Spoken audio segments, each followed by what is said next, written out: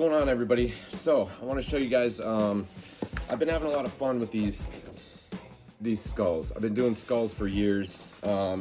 It's one of those things that's never. I mean, we all have one. You know what I mean? It's never gonna go away, and it's like a staple in not just the tattoo industry, but just art in general. You can do a lot with a skull of an animal, person. There's so many different skull references out there. If you need to look them up, that you could just keep having fun with it. I like, a lot of the times I like doing this quick, sketchy stuff more than I like doing like a big finished piece. I lack patience. I have ADD. Some of you guys probably do too. So I like my hand moving fast. I like to think fast, and I like to do fast art and see what I could create. So I'm going to show you guys how I do these skulls really quick, and you guys can practice skulls. So I got this like 6x10 piece of paper I just ripped out of my sketchbook. I gotta order some stuff. I'm running low on paper. Also got this poop band-aid because I cut my finger on my birthday the other day, so that's what that is. For these, I like to use pen. You can use pencil, but I feel like if I use pencil, I'm gonna wanna erase something. And with these skulls, not all of them are gonna be perfect. None of them are gonna be perfect. None of them are gonna have the right anatomy of a skull, probably. But they're all gonna be different in their own way, and nothing has to be perfect in art. You can splash ink right here and call it a skull, you know what I mean? So when I do these, I mean, you could start in the middle. For here, I'll start in the middle. So I'll do like a main skull, and then I'll just build skulls off of it. When I do these, I like to start with the nose cavity, your nose hole. It just helps me like find a center point and build off of that nose hole. So I'll just like, I know it's like this kind of shape or whatever. Inside the nose, there's like bony, like cartilage looking in there. So I just like, give the inference of that. Top of the nose, we have this bridge, kind of comes up like that. I just, as I'm moving my pen around, I'm just thinking of anatomy of a skull. I mean, obviously you gotta have like the basic anatomy of a skull in your head. I'm not using reference right now because I've done about 7 million skulls in my life, and I don't really need it. If I want it to be correct, I might need it. But at this point, I'm just, trying to suppress my ADD and just make something. Oh, whoa, he's got a square head. Don't care, because it's art, you know what I mean? It's still a skull. So I just keep my pen moving. I know I want to give it some bottom teeth. I do these holes where teeth are kind of missing, and that's how that goes. I don't really like this square head, so I'm going to come back over here and just bring it down like that. So there you go. There's your basic skull. You can pick the pen up. I just try not to as much as I can because I think it's cool. So now I'm just like creating a little more detail lines, whatever. There's your basic skull. It's not correct in any way, but it's a skull and it's a piece of art. Some artist out there could put that on a canvas and probably sell it for $10 million. Not me, because no one wants to buy my skulls for $10 million. But, so that's that main skull. You can kind of, if you know like different angles on skulls, you can just, start just building different angles off that skull. Once again, these aren't correct. They're not supposed to be. If I wanted to do a correct skull, it would look like realism, and that gets boring a lot of the times because I like to be creative and as much as I can. and just think of stuff that I've remembered over the years of what I've seen, what I know. There's, you know, that jawbone connects right here to this little cheekbone, stuff like that. There's another one. It's just random, quick, and they're a lot of fun just to, you know, doodle like this. It's not, you're not pigeonholed into doing something realistic or just recreating something. Like I said, they don't have to be right. A lot of the times I hate what they look like, you know what I mean? But I don't, you know what I mean? It doesn't really matter. It's just to keep your brain moving and keep creating. Just keep creating. This one's got like a weird jaw, and sometimes they turn into really cool stuff, you know? So I just keep going with that. You know, we'll add another nose right here. Bring these eyes down. Got these little, whatever they are, breather holes or something. I don't even know.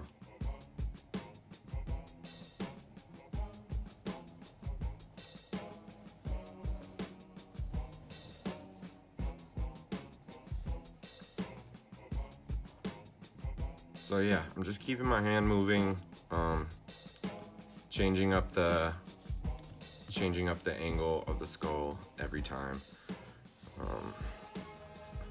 You can give like if you're left with these holes right here, you can just pretend there's a skull in there, because it doesn't matter. So that's what I do. I keep going. We'll do like a little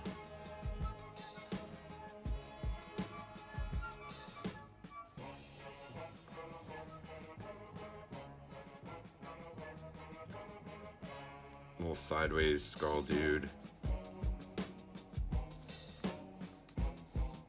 You know, kind of profile view. This one's got like a pointy chin.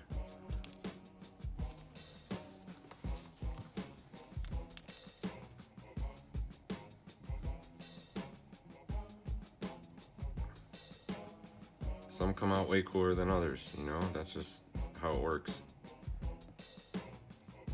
I'm not happy with most of the stuff I do, but this kind of stuff really keeps my interest and cures a lot of boredom, and I feel like it's good for your brain to just do this type of stuff. I never went to art school, so I taught myself everything, which is tough sometimes. So I gotta learn from friends over the years, or just keep learning, you know, keep doing a million skulls or a million of anything. You could do this with anything. You could do portraits like this. You could do a banana. You could do a freaking whatever you want. Kitchen knives, like 100 kitchen knives. I mean, it just depends what you're into. I've been into skulls for a long time, obviously, snakes and stuff like that. Maybe it's came from my career, but that's the kind of stuff I like to do. You can give these little whips, make it a little artsy. Doesn't really matter. Like I said, I'm just having fun with it. Because that's the thing, right? With art, you just want to have fun. I mean, that's what I want to do. A lot of art in my life, I'm a tattooer. It's pressured. You know, it's a lot of other people's ideas. I'm not the artist that gets to do whatever he wants all day. Sometimes I get to, but even that's a struggle sometimes to do what I want to do, because a lot of the times I don't even know what I want to do, you know? There's another one. We can do another little, maybe like a 3/4 one over here, a little goofy dude.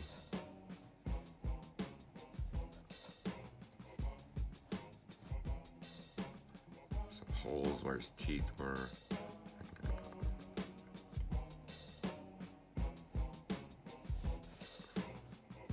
So you see, I mean, they're not perfect, you know? If I drew with a pencil and I erased 5 times, they'd be perfect, but I don't want that. I like this. I like to see what I can create, not thinking about much. So that's what I do. I go do all this. This dude's got like he could have like a little nose hole.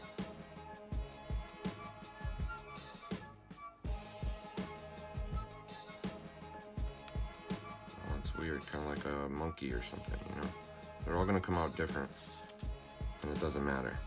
So I'll just do that. I could keep filling the page, but you get the idea.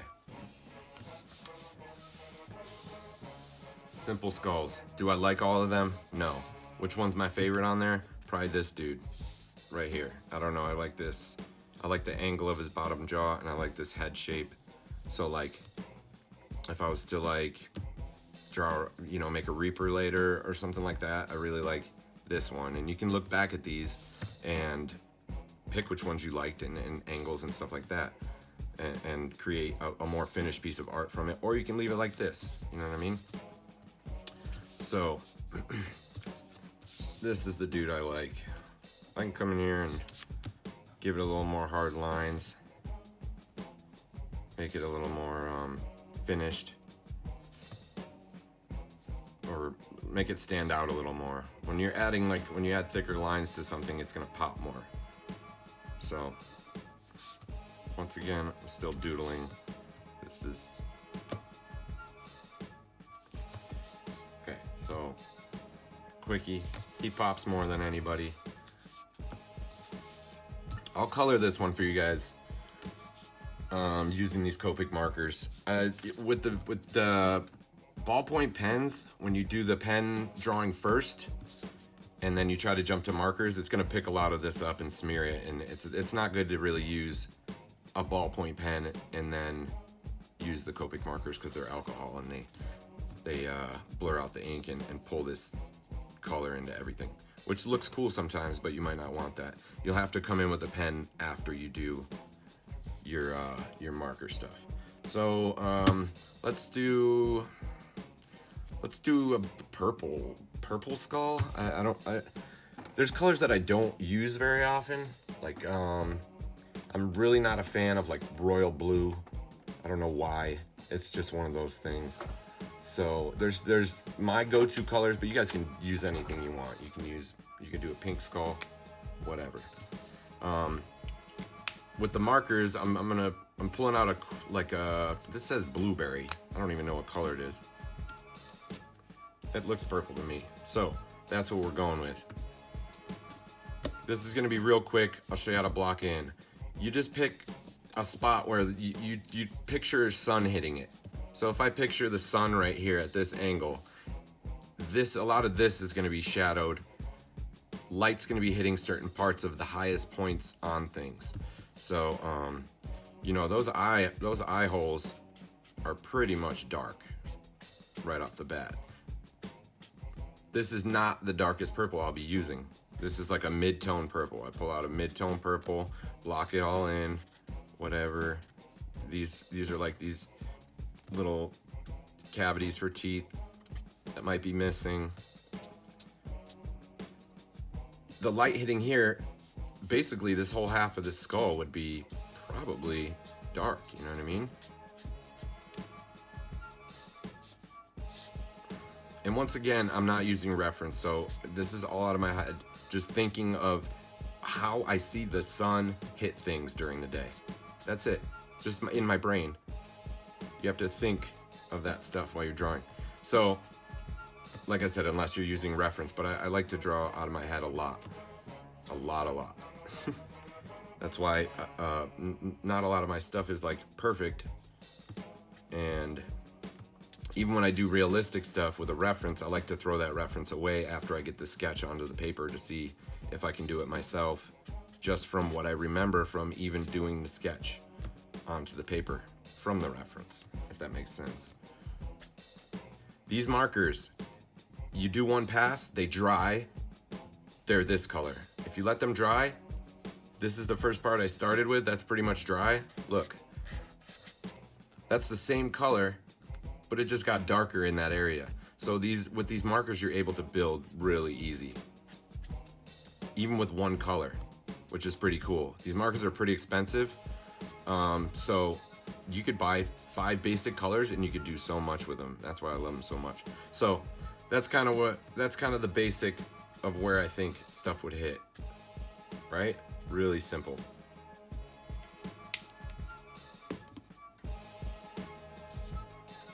So now I'm gonna grab a lighter, maybe a lighter purple, ash lavender. These markers all got, I don't know who names them.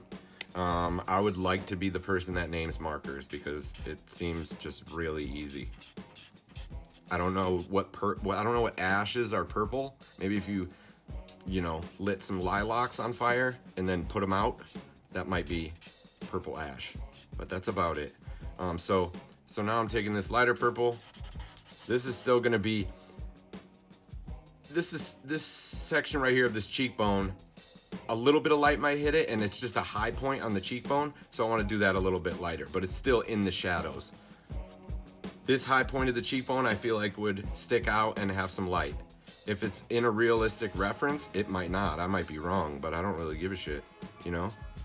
It still looks pretty cool to me. So now I'm brushing over all that mid-tone purple that I already did. And you can see it's kind of smoothing it out, kind of giving it, like this is a hard line from that purple right here. Watch this. This is light. I can, if I wanted to, I could get this mid-tone purple to completely go away with this lighter purple. That's why I like these markers. You can take away dark colors. I could color this skull completely black, like a silhouette, and I could start taking away high points with a lighter marker, which is cool. So we got that kind of that under cavity above your nose that bends upward. That's gonna be a little dark under there. You're gonna have a little bit of light hitting up here. But this is your main light source right here where the sun is coming in.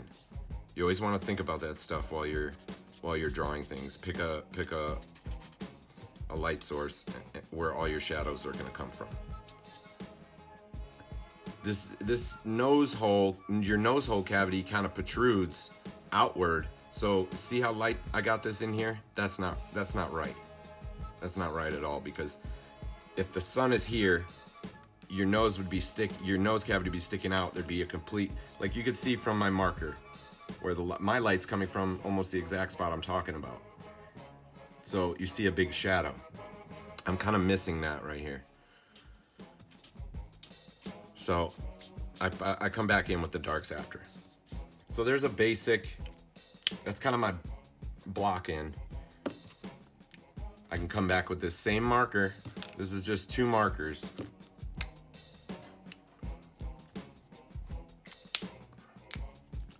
These markers have 2 ends on them, like a brushy fine point end and a chisel end. I like to use this side a little bit more. The chisel end's good, but it leaves a lot of lines and streaks, and it's good for like filling big areas, but I like this end because you can just go crazy with it. So this is gonna be a little darker in here, and this would be dark from the nose. See what I'm saying? And this would be dark in here. I'm gonna come with the darker purple, but I'm still just like, I'm still kind of blocking it in. This is in here. This is really deep in here. Once you get some tones on here, I do this with tattooing too, you kind of got to lay these tones to start bouncing tones. I call it bouncing tones. I'm gonna mention it again. I never went to art school, no art training. I taught myself everything, and I've learned from friends or whatever over the years. So that's just how I do it. Bouncing tones is like, I don't know how dark this should be until I get some other darks on there, you know what I mean? I can't do all the dark shadows until I get some of the blocking in done. If it's realistic, if I'm looking at a realistic reference, I'm not gonna know how light to do this piece. Okay, so if there's dark eye eye holes, eye cavities, and it's the same color as this right here, and I'm like, oh, that's light's hitting there. That's got to be way darker and deeper. So I can bounce this tone off this tone. Same with like portraits when I'm doing portraits tattooing. You know, I'm going off a black and gray reference, you know, with a wash and making it with needles on skin. So if two tones look the same, but on the reference they don't, I have to bounce that tone off the other one, and I can't judge one tone until I get the other one on there. I know it's a lot to take in, but that's how I do it. So I'm just still same marker. I'm just pulling that dark. As you can see, it gets darker every time. Pretty cool. If I want to lighten it, you can go back and pull those lights over it. It's no big deal. So that's just these two markers. I kind of like the way it looks now, but I'm gonna pull some, maybe a darker one in there to just show you guys how you can get a little darker. This is eggplant. Wow. One of the there's tons of colors, but only some have real names. This is eggplant. That was easy for the dude that names the markers. Ash purple, I don't know. Okay, see, that's not that dark. It's not dark enough for me, I feel like. So I'm gonna use a little bit of it because I like the way it's blending out that other purple. But this isn't gonna be my darkest dark.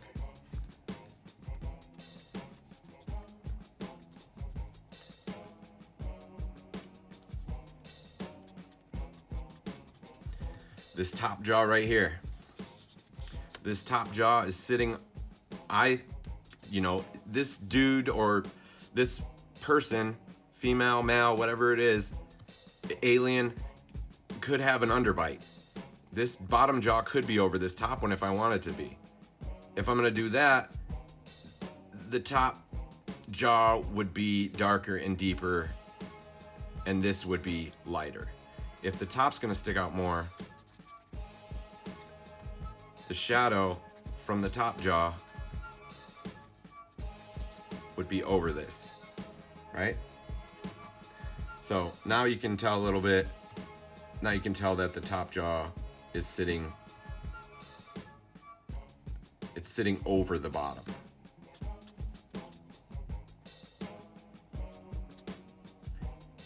Shadow in here, darken that. I feel like it should be a little deeper, a little bit under the bottom cheekbone because it's underneath. This should be maybe a little darker because light's really not going to hit in there. We also have these lines like under our eye cavities that I forget sometimes, but you can always add them in with your markers like that. Once again, this is just fun. This is just fun sketching. I'm not sitting there focusing on little details or anything like that. This is just like some, you could fill a sketchbook with these, and it's really fun. I'm gonna see if I got a darker purple. These are the purples I've used so far on this skull. Eggplant, blueberry, another normal name, and ash lavender, whatever that is. Sounds like a really cool name. If I ever had another kid, which I can't, I would probably name it Ash Lavender. So I'm gonna pull out this blue violet. This one's got a normal name too. Is it dark enough? I don't know. Yeah, that's pretty dark. This one looks pretty dark. It's almost, closest to black.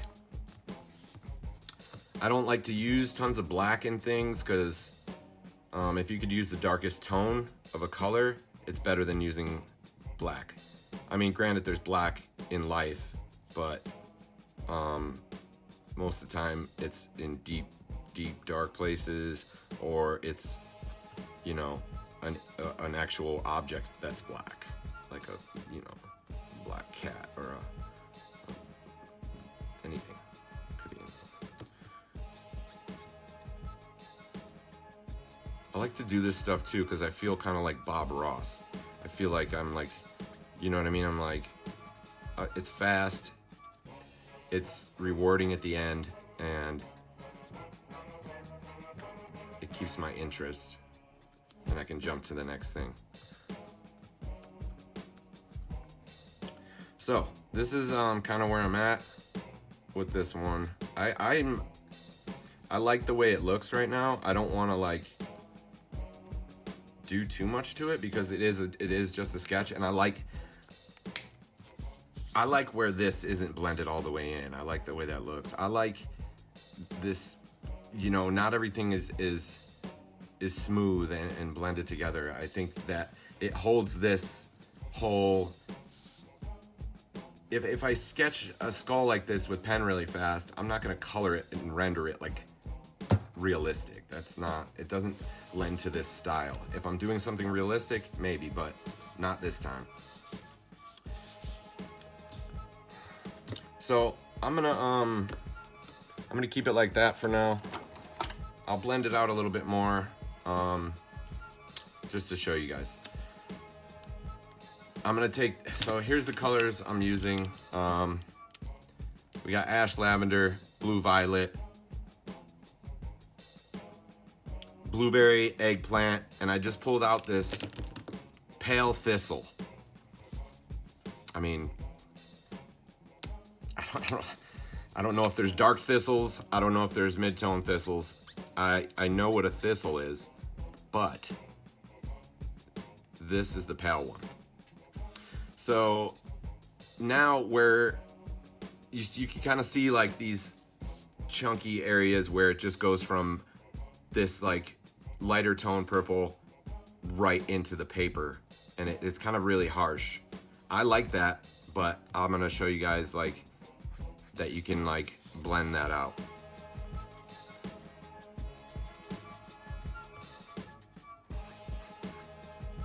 So I'm just gonna keep working it. It's almost like a watercolor or something.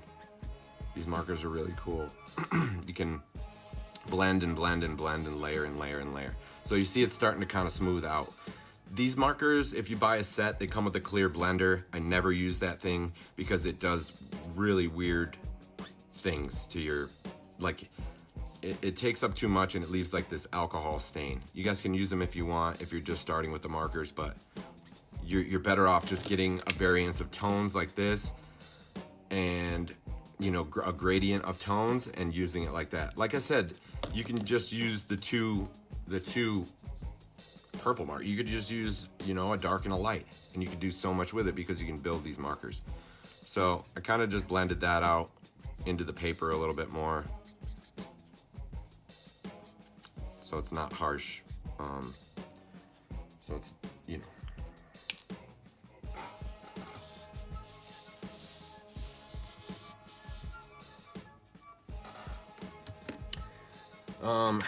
Another thing, a white gel pen.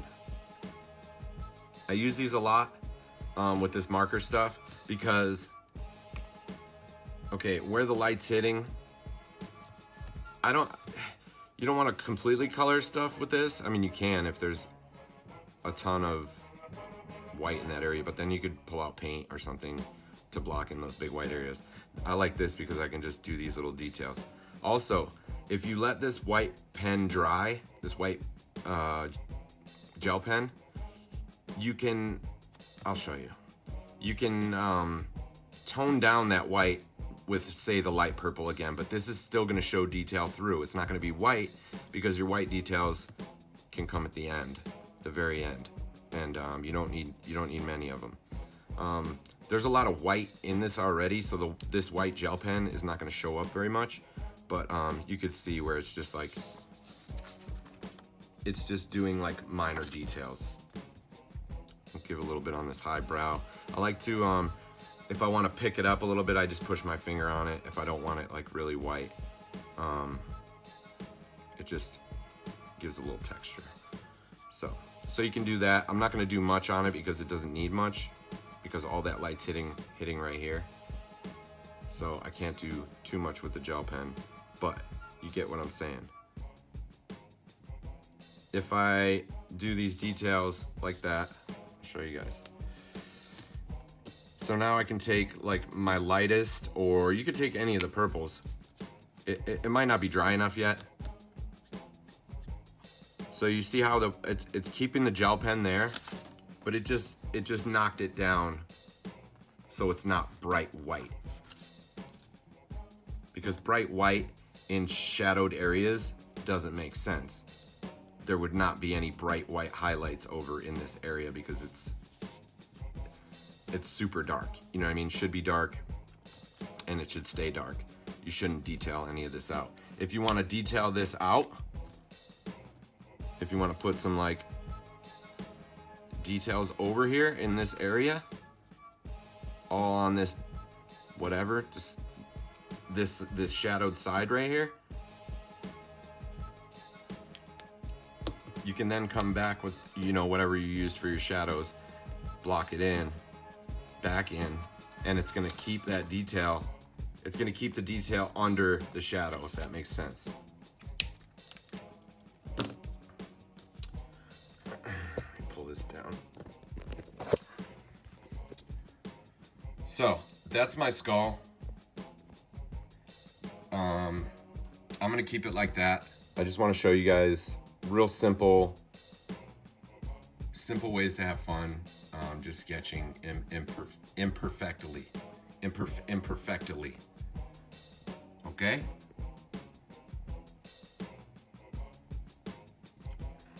This is what I used to make this. And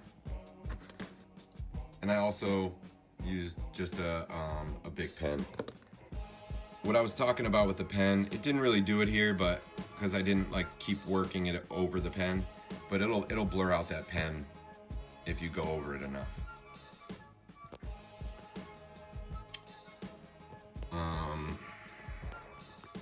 What else? What else can we do?